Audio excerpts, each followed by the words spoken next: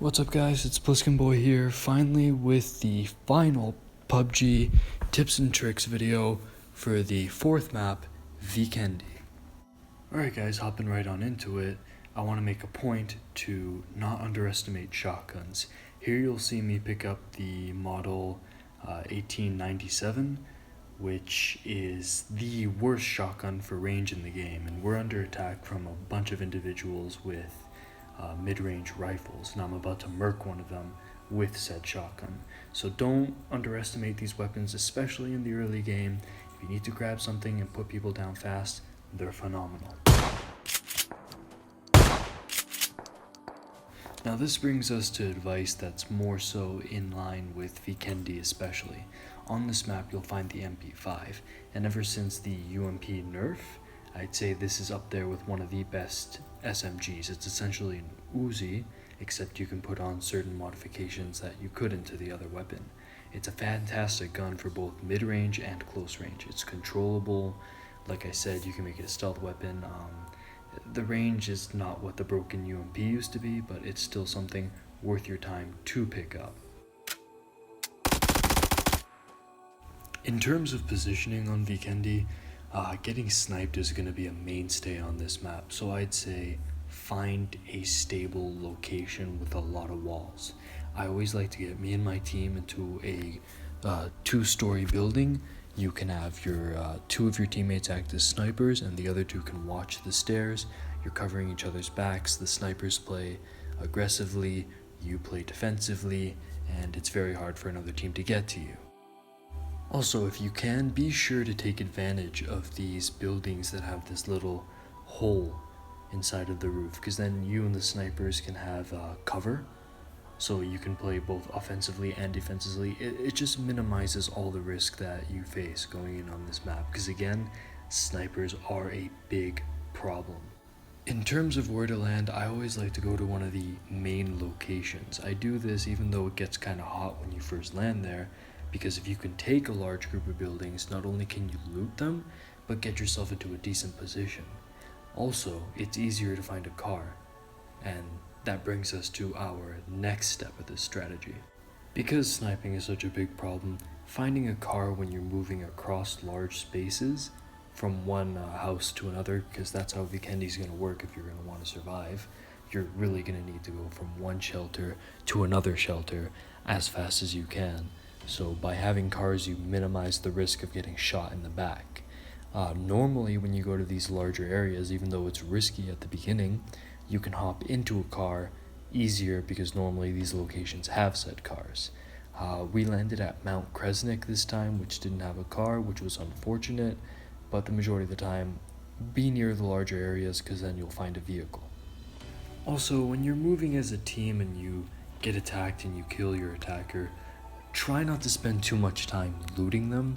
I had to go back for two teammates that got caught in this cycle where a guy would come to try to kill them, they take them down, and then while they were looting, another one would come to attack them. So just try to keep up the pace. Don't keep your teammates waiting.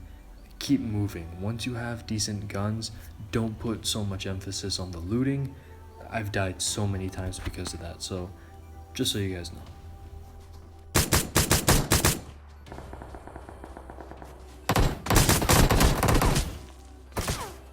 A little something to keep in mind, when you find a two-person vehicle in a four-person group, a lot of you probably already know this, but just in case you don't ignore it. Have someone drive you or another teammate to the predestined location, drop you off, you clear that area while they go back and pick up someone else.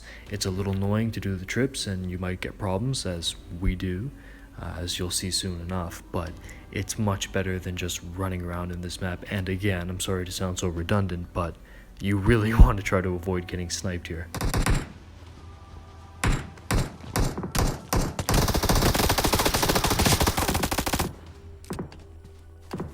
Remember to try not to panic if things get too heated. Here you see the aftermath of one of our teammates accidentally pressing the button to get off of the bike, and sadly enough it got really hot on the way to where we were going and where we were from, and it just was too risky to go pick our friend up. As you saw there, my guy barely made it back without getting shot up. I had to hop out of my position and help him out. So yeah, keep that in mind, and also be careful when you're moving around. If you're riding in a vehicle, just don't touch anything. Sometimes it's better not even to try to shoot. It's not worth it to risk, hopping out and then dying and not being able to participate in the rest of the match. So just a fair warning.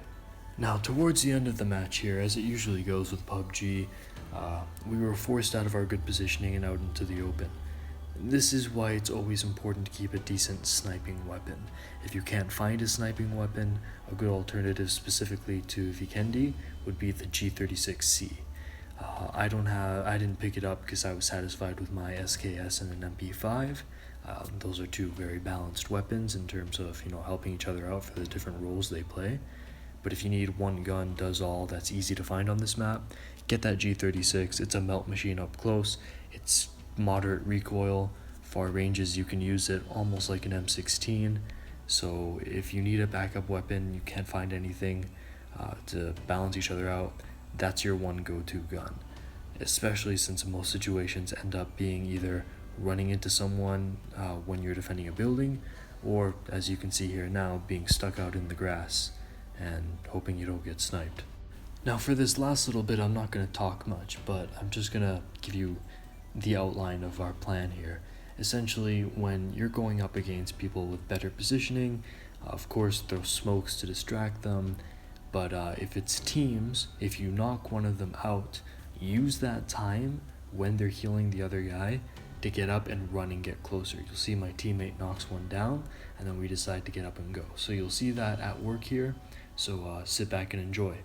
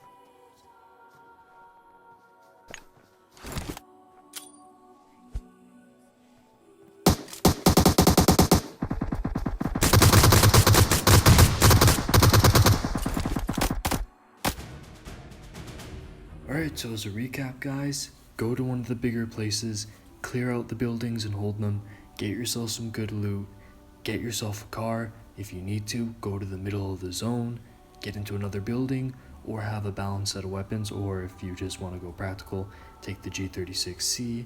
And if you do all those things, you should survive Vikendi and get more screens like this. This has been Pliskin, over and out.